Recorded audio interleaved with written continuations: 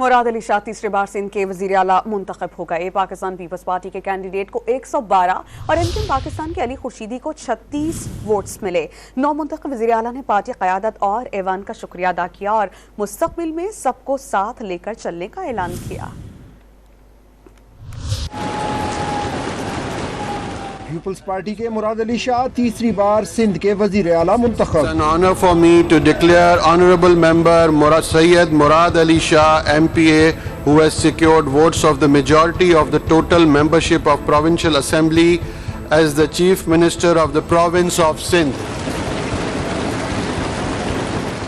مجموعی طور پر 148 vote cast کیے گئے۔ مراد علی شاہ نے 112 اور ایم کیو ایم پاکستان کے امیدوار علی خورشیدی نے 36 ووٹ حاصل کیے۔ 9 آزاد ارکان اور جماعت اسلامی نے وزیر اعلیٰ سندھ کے انتخاب میں حصہ نہیں لیا۔ انتخاب اوپن بیلٹ کے ذریعے کیا گیا۔ جماعت اسلامی اور آزاد امیدواروں نے ایوان میں شدید احتجاج کیا اور نعرے بازی بھی کرتے رہے۔ نو منتخب وزیر اعلیٰ مراد علی شاہ نے ایوان کا شکریہ ادا کیا اور مستقبل میں سب کو ساتھ لے کر چلنے کے عزم کا اعادہ کیا۔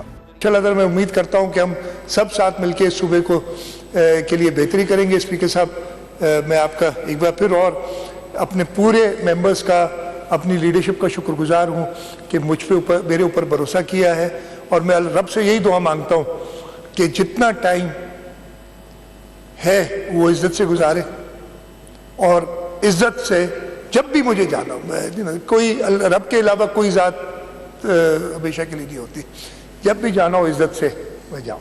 منتخب وزیر اعلیٰ سندھ مراد علی شاہ منگل کو اپنے عہدے کا حلف اٹھائیں گے۔